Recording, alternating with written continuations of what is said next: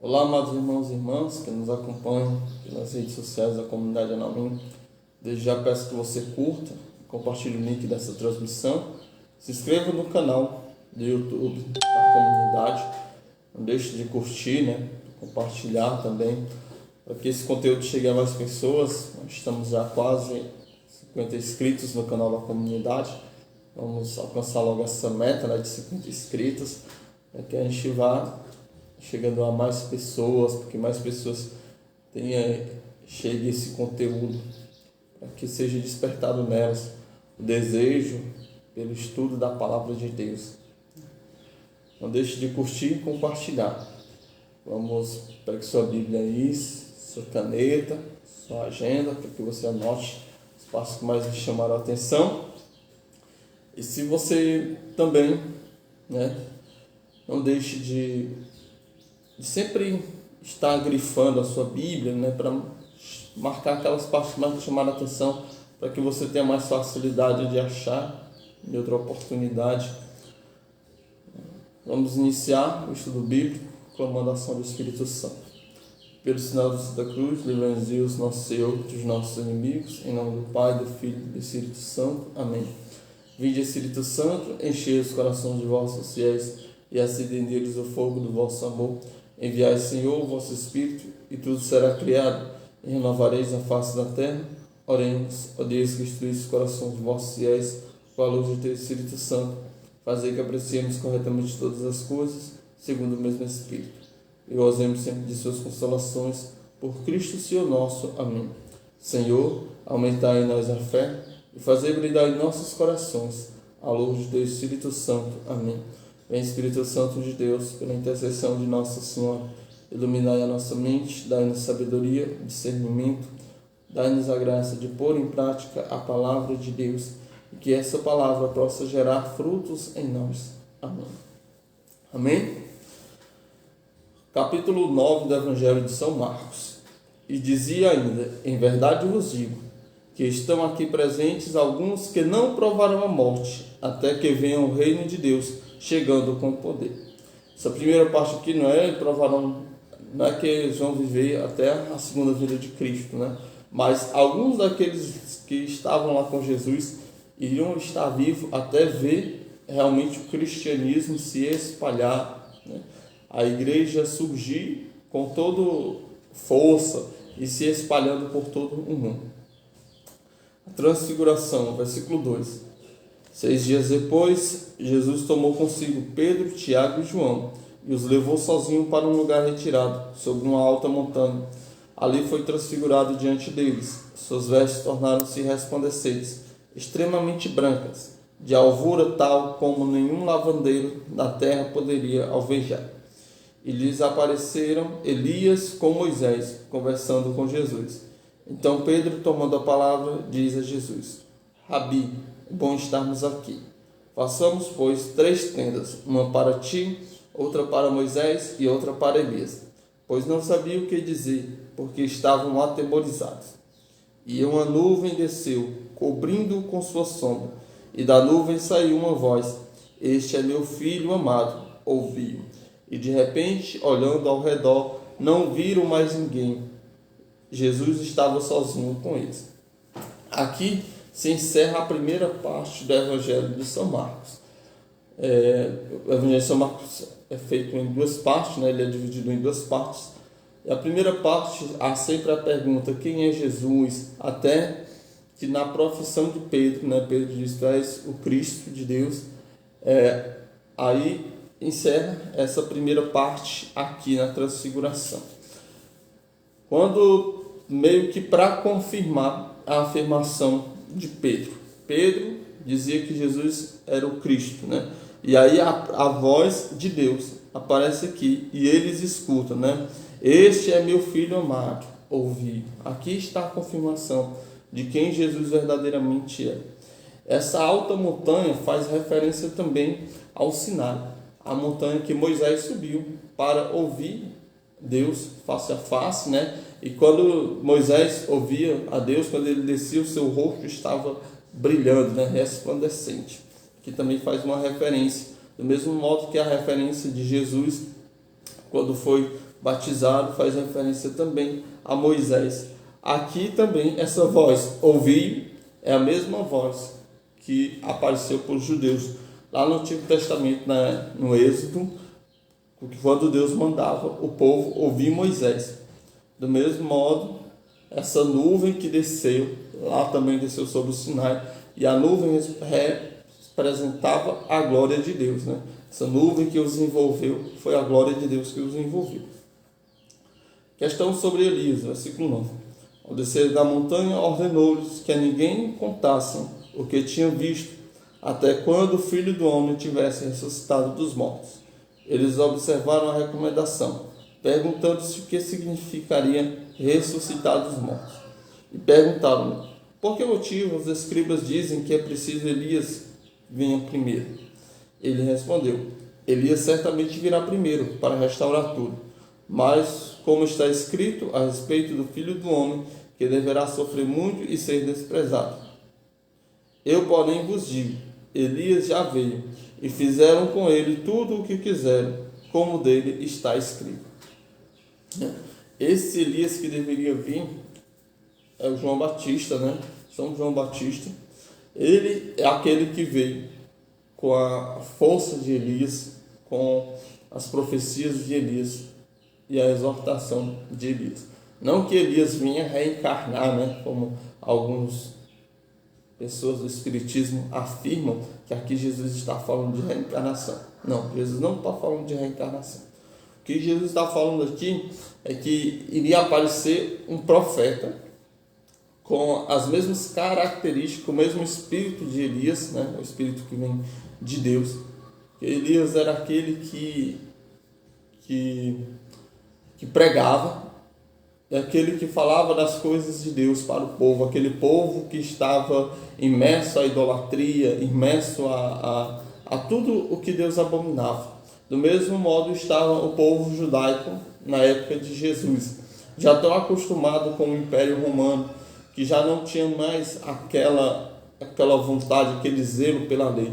E João Batista veio para lembrá-los, né, da aliança, lembrá-los que era preciso se arrepender, quanto aqueles judeus que estavam só cumprindo preceitos meramente humanos.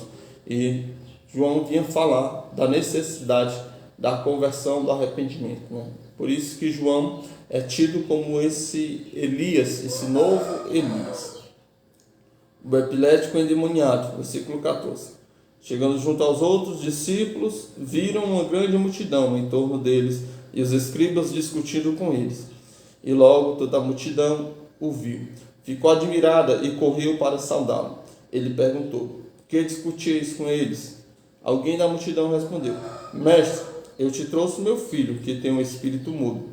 Quando ele o toma, atira-o pelo chão, e ele espuma, range os dentes e fica rijo. Pedi aos teus discípulos que o expulsassem, mas não conseguiram. Ele, porém, respondeu, ó geração incrédula, até quando estarei convosco? Até quando vos suportarei? Trazei-o a mim. Levaram-no até ele. O espírito, vendo Jesus, imediatamente agitou com violência o menino que, caindo por terra, rolava e espumando. Jesus perguntou ao pai, há quanto tempo lhe sucede isto? Desde pequenino, respondeu. E muitas vezes o atira ao fogo ou na água, para fazê-lo morrer. Mas se tu podes, ajuda-nos, tem compaixão de nós. Então Jesus lhe disse, se tu podes, tudo é possível àquele que crê. Imediatamente o pai do menino gritou, eu creio, ajuda a minha incredulidade.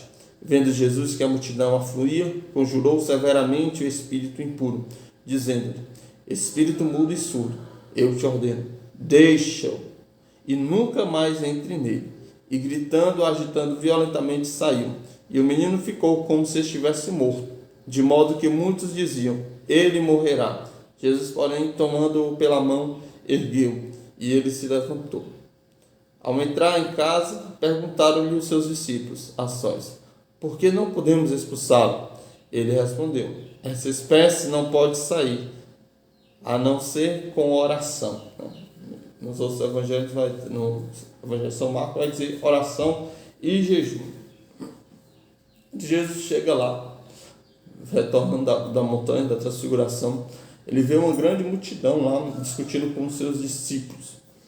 E tem aquele pai lá do rapaz que era epilético, pedir a Jesus: Senhor, se tu podes, cura meu filho. Às vezes também é nossa oração. Às vezes a gente passa por situações difíceis, né? E a gente até que meio que duvida do poder de Deus. E corremos o risco de fazer essa mesma oração: Senhor, se tu podes, cura, né? Faz um milagre, intervém nessa situação. E Jesus, ele vem dizer: se tu podes, tudo é possível para aquele que crê. Aí aquele pai vai responder: Senhor, eu creio, mas ajuda a minha incredulidade. Quando nós formos pedir algo para Jesus, que a gente sentir uma certa dúvida no nosso coração, façamos como este pai, que pede ao Senhor: Senhor, eu creio, mas aumenta a minha fé. Porque o próprio Jesus diz: tudo é possível para aquele que crê. Então, que possamos pedir sempre a Deus esta fé, que aumente a nossa fé. E que nós também possamos tomar posse disso que Jesus disse. Que há certas espécies de demônios, certas tentações que nos vêm, que elas só são vencidas com a oração e com o jejum. Se nós não orarmos, se nós não jejuarmos, nós não conseguiremos vencer todas as batalhas da nossa vida.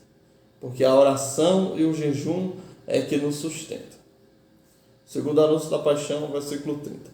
Tendo partido dali, caminhavam através da Galileia, mas não queria que ninguém soubesse, pois ensinava os seus discípulos e dizia-lhes: o Filho do Homem será entregue às mãos dos homens, e eles o matarão, e morto, depois de 3 dias, ele ressuscitará. Eles, porém, não compreendiam essa palavra e tinham medo de interrogar. Os discípulos não entendiam a palavra ressurreição. Para aquele povo que durante todo o Antigo Testamento acreditava que a recompensa de Deus era aqui na terra. Os ricos eram recompensados e os pobres eram castigados. Os doentes eram castigados, os leprosos eram castigados. Porque na mentalidade judaica, a vida era só isso aqui. Foi evoluindo pouco a pouco durante o Antigo Testamento. Mas aquele povo ainda não tinha uma compreensão do que era a ressurreição. Eles acreditavam em muitas coisas, acreditavam que acabava, acreditavam que poderia haver reencarnação, era bem difundido entre o mundo pagão. Mas a respeito da ressurreição, nenhuma religião daquela época falava sobre isso. Então eles não compreendiam o que de fato era a ressurreição dos humanos. Mas Jesus, ele veio dizer que a nossa vida ela não acaba aqui. Aqui é apenas uma passagem. Que lá no céu é que está a nossa verdadeira vida. E eles só compreenderam isso após a morte de Jesus. Muitos hoje ainda não compreendem, né? Não acreditam na ressurreição. Mas foi para isso que Jesus veio. E se nós não ressuscitássemos, como diz São Paulo, em vão seria a nossa fé. Quem é o maior? Versículo 33. E chegando a Cafarnaum em casa, ele lhes perguntou: por que discutis no caminho? Ficaram em silêncio, porque pelo caminho vinham discutindo sobre qual era o maior. Então ele sentou, chamou os 12 e disse: se alguém quiser ser o primeiro, seja o último de todos e servo de todos. Depois tomou uma criancinha, colocou-a no meio deles e, pegando-a nos braços, disse-lhes: aquele que receber uma destas crianças por causa do meu nome, a mim recebe, e aquele que me recebe não é a mim que recebe, mas sim aquele que me enviou. Jesus fala aqui a respeito do orgulho, né? Sobre as pessoas que querem se alvorar a ser autoridades. Jesus está dizendo que aquele que quer ser o primeiro se faça o último. Às vezes as pessoas acham que a recompensa, né, que as coisas de Deus é só para aqueles que estão na frente, para aqueles que são vangloriados pelos outros. Mas não, Jesus diz, se você quer se fazer o primeiro, se faça o último e o servo de todos. É isso que nós devemos fazer, cada um de nós. Uso do nome de Jesus. Versículo 38. Disse-lhe João: Mestre, vimos alguém que não nos segue, expulsando demônios em teu nome, e o impedimos, porque não nos seguia. Jesus, porém, disse: Não me peçais, pois não há ninguém que faça milagre em meu nome e logo depois possa falar mal de mim, porque quem não está contra nós é por nós. De fato, quem vos der de beber um copo d'água, por seres de Cristo, em verdade vos digo, não perderá a sua recompensa. Jesus fala aqui da recompensa bem simples, né? Dá apenas um copo d'água para aquele que tem sede, porque é de Cristo. Não perderá a sua recompensa. Então que possamos acreditar nas palavras de Jesus. Muitas das pessoas acham que só basta crer. Não, não só basta crer, não. Nós precisamos também fazer por onde. Como diz São Tiago, né? A fé sem obras é uma fé morta. E o próprio Jesus está dizendo aqui que é necessário fazer obras de caridade. É necessário não só acreditar, mas também fazer. Né? O escândalo, versículo 42. Se alguém escandalizar um destes pequeninos que creem, melhor seria que ele prendesse ao pescoço a mó que os jumentos movem e o atirassem ao mar. E se tua mão te escandalizar, corta. Melhor entrares mutilado para a vida do que tendo as duas mãos ires para a geena, para o fogo inextinguível. E se teu pé te escandaliza, corta. Melhor entrares com um só pé para a vida do que tendo dois pés seres atirado na geena. E se teu olho te escandalizar, arranca-o. Melhor entrares com um só olho no reino de Deus do que tendo dois olhos seres atirado na geena, onde o verme não morre, onde o fogo não se extingue. Pois todos aqueles serão salgados com fogo. O sal é bom, mas se o sal se tornar insípido, como retemperá-lo? Tende sal em vós mesmo, e vivei em paz uns com os outros. Palavra da salvação, glória a vós, Senhor. Jesus está dizendo aqui sobre os escândalos, que eles são inevitáveis.